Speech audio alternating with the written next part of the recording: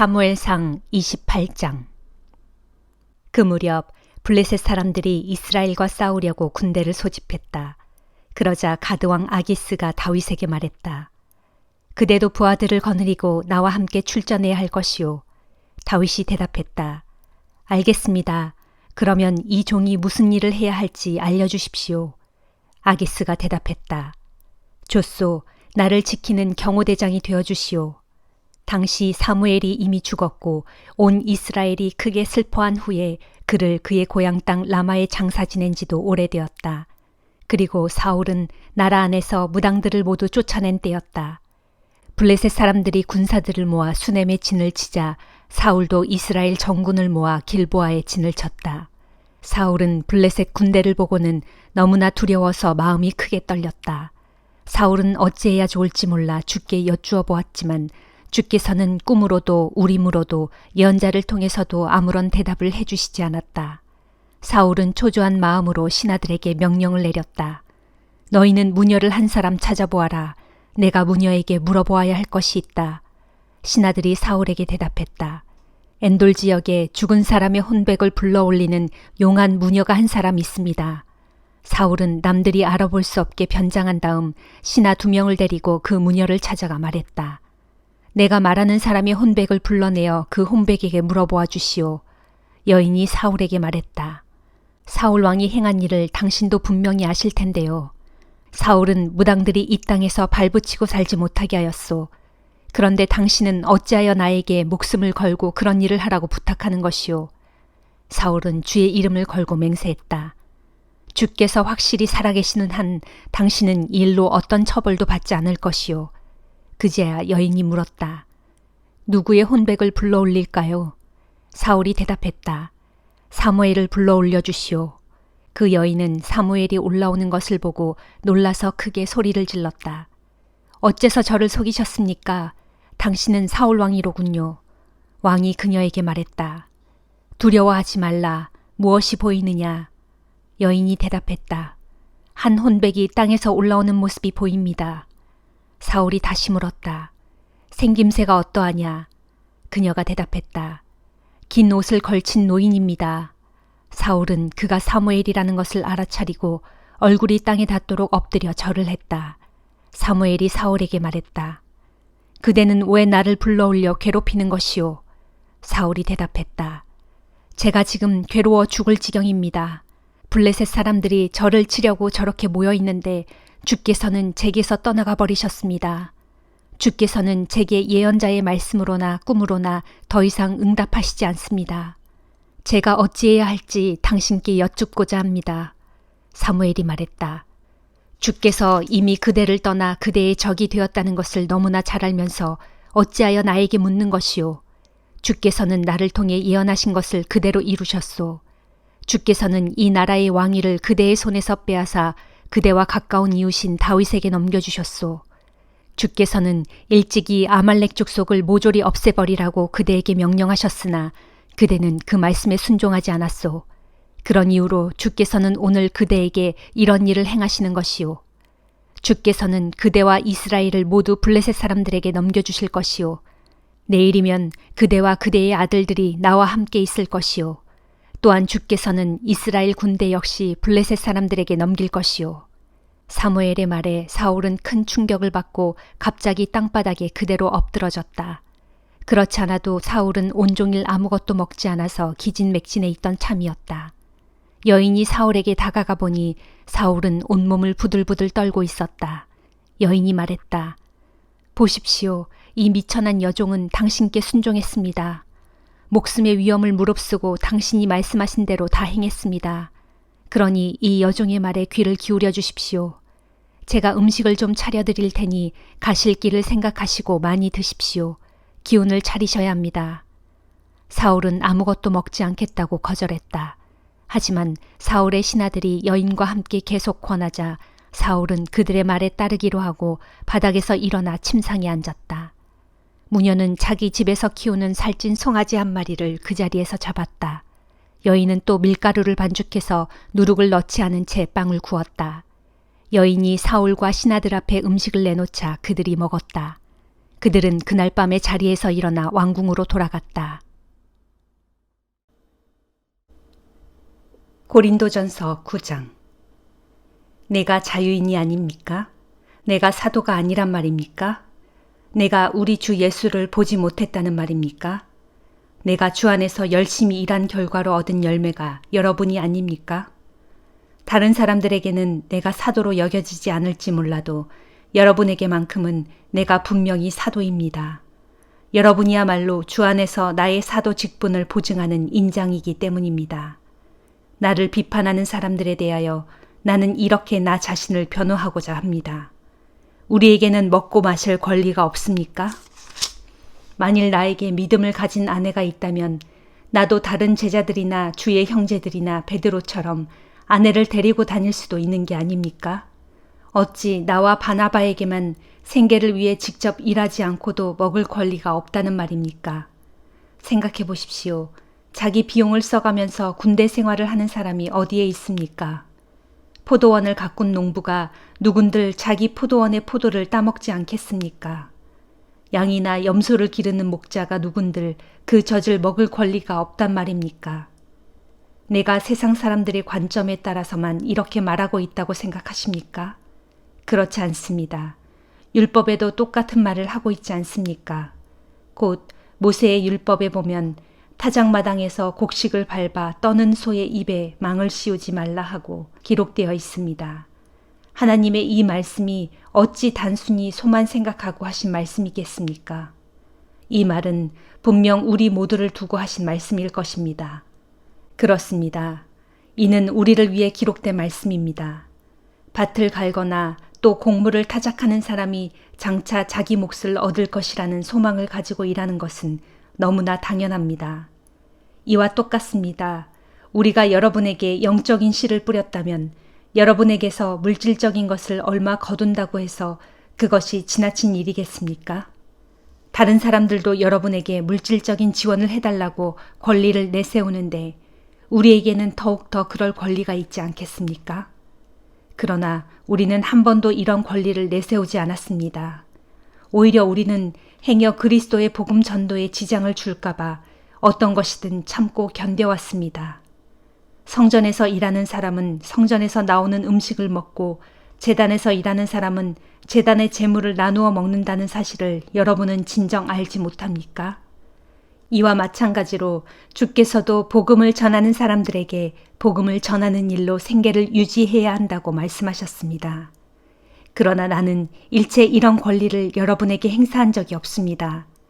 또 내가 지금 이런 글을 쓰고 있는 것도 나를 위해 그렇게 해달라는 뜻이 결코 아닙니다.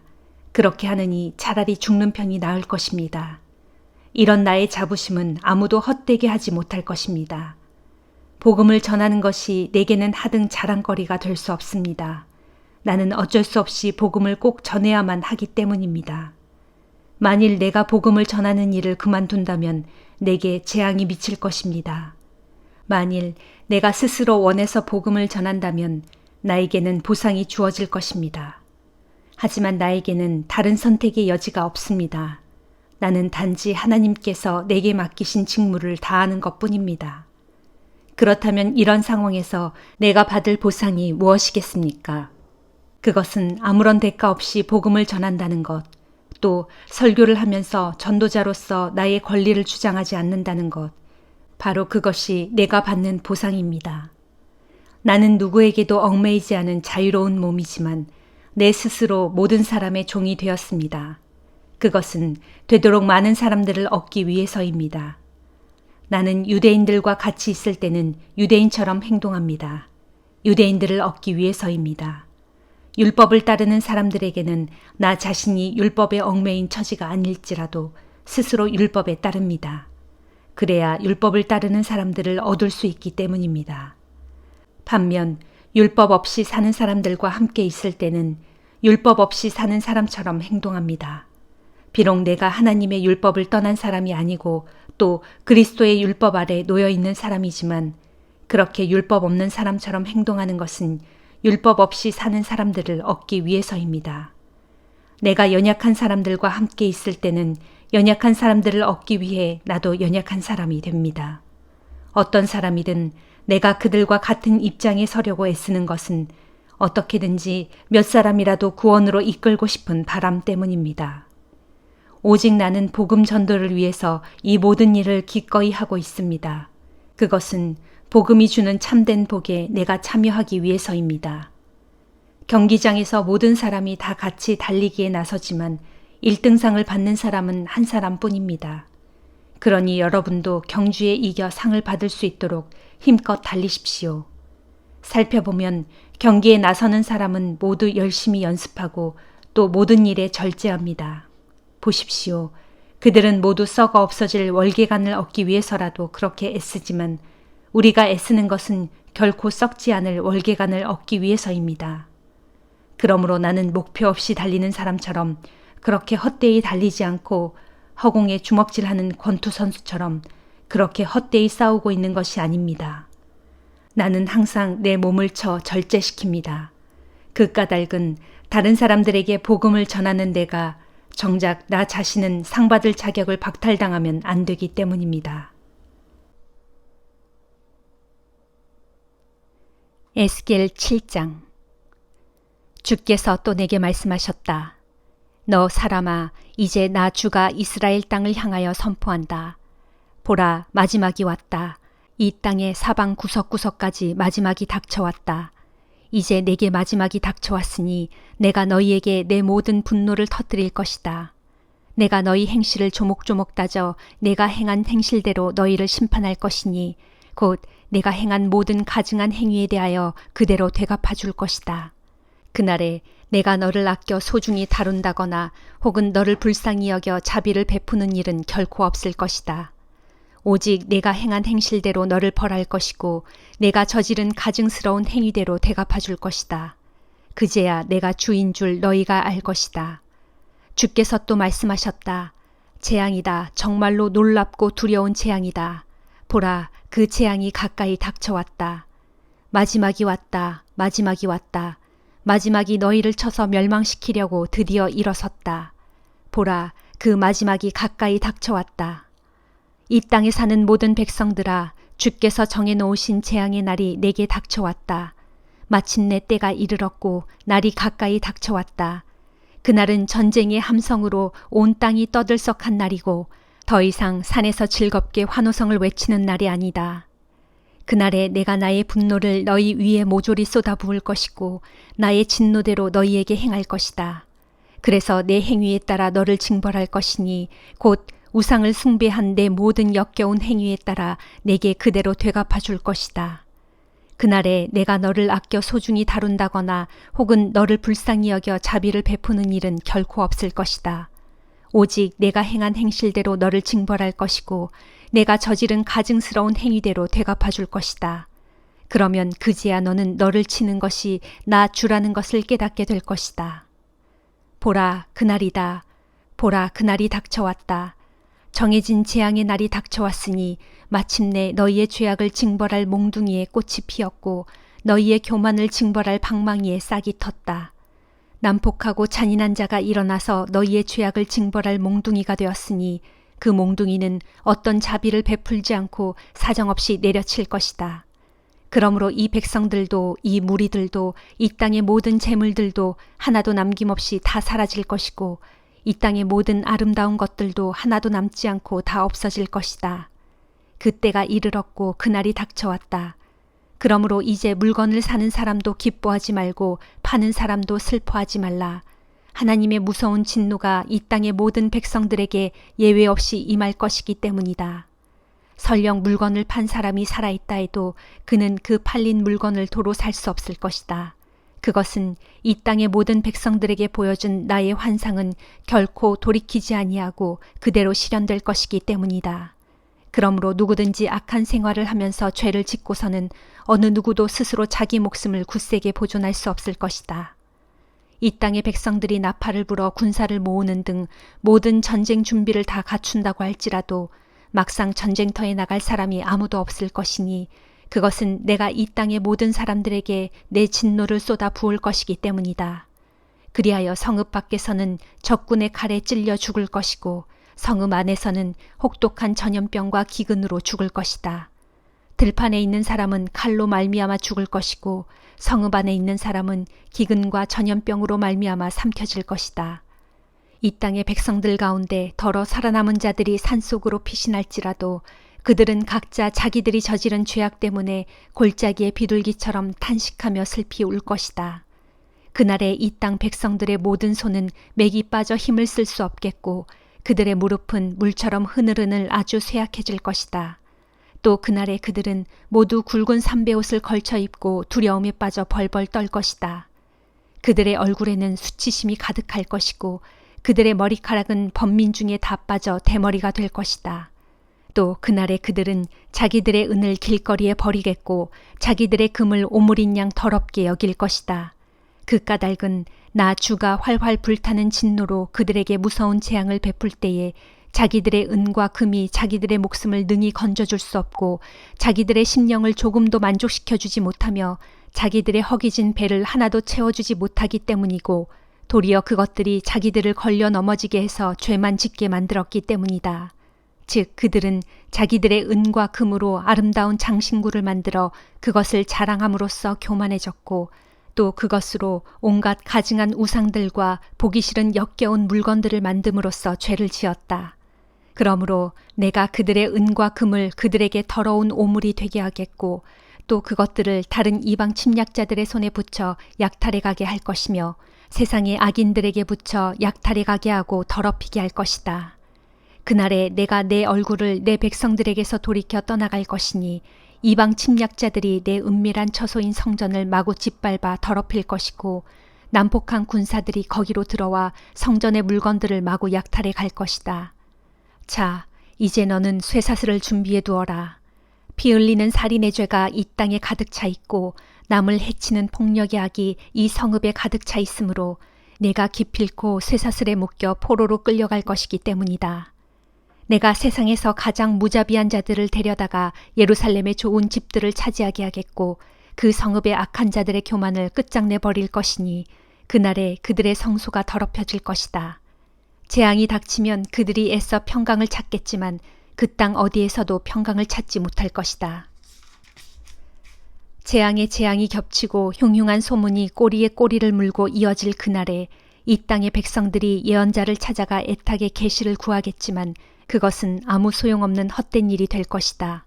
정녕 그날에는 제사장들에게는 가르칠 율법이 없어질 것이고 장로들에게는 조언할 지혜가 사라질 것이다. 왕은 통곡할 것이고 지도자들은 절망에 휩싸일 것이며 백성들의 손은 두려움으로 인해 덜덜 떨릴 것이다. 그날에 내가 이 백성들이 저지른 행위대로 다 갚을 것이고 그들이 저지른 죄악에 따라 그들을 심판할 것이니 그제야 그들이 비로소 내가 주인 줄을 깨닫게 될 것이다. 시편 45장. 내 마음이 흥에 겨워 왕에 관한 노래가 절로 흘러나오니 내 혀는 훌륭한 문필가의 붓과 같구나. 왕은 사람이 낳은 자들 가운데 가장 용모가 수려하신 분, 왕의 입술에서는 아름다운 말들이 술술 흘러나오니 하나님께서 왕에게 영원토록 복을 내리셨습니다.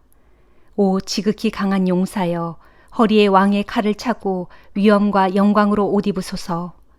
왕은 진리와 겸손과 의를 위해 위엄 있게 말을 타고 당당히 나가서 승리를 거두소서. 왕의 오른손으로 놀라운 일을 보여주소서.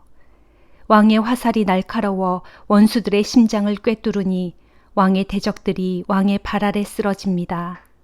오 하나님, 주의 보좌는 영원토록 견고하고 주의 나라의 홀은 공의의 홀입니다. 진실로 왕이 정의를 사랑하고 악을 미워하니 그러므로 하나님, 곧 왕의 하나님께서는 그에게 기름을 부어 왕으로 세워주셨습니다. 다른 왕의 모든 동료들 위에 그를 우뚝 세워서 그에게 기쁨의 기름을 부으시어 왕으로 삼았습니다. 왕의 옷자락에서는 몰약과 침향과 육개 향기가 은은히 풍겨나오고 상하 궁궐에서 흘러나오는 현악기 소리는 왕을 흥겹게 합니다. 왕이 소중히 여기는 궁궐 여인들 가운데는 문나라 왕들의 딸들이 있고 왕의 오른쪽에는 오빌의 순금으로 곱게 단장한 왕비가 있습니다. 오 왕비님, 내 말을 귀 기울여 듣고 내 말을 잘 생각해 보십시오. 이제는 그대의 백성과 그대 아버지의 집은 잊어버려요. 그러면 왕이 그대의 아름다움에 흐뭇해하고 그대를 사랑하게 될 테니까요. 이제는 왕이 그대의 주인이시니 왕을 공경하고 그분을 잘 섬기십시오. 그러면 두로의 딸이 선물을 들고 그대를 찾아올 것이고 가장 부유한 백성들도 그대의 은총을 구하여 그대 앞으로 나아올 것입니다. 진실로 왕비님은 금실로 수놓은 옷을 입고 궁궐에서 모든 영화를 누릴 것이니 금빛 찬란한 화려한 옷을 걸쳐 입고 왕을 뵈러 나갈 때 왕비님의 뒤에는 젊은 시녀들이 줄줄이 뒤따를 것입니다. 그들 모두가 기뻐하고 즐거워하면서 궁중 내시의 인도를 받아 왕궁으로 들어갈 것입니다. 오 왕이시여, 왕의 아드님들은 왕의 보좌를 굳건하게 계속 이어갈 것입니다. 왕께서는 아드님들을 통치자들로 삼아 온 땅을 다스리게 하실 것입니다. 내가 오고 올 모든 세대에 걸쳐 왕의 이름을 기억하게 하겠사오니 그러므로 모든 백성들이 세세토록 왕을 칭송할 것입니다. 아멘.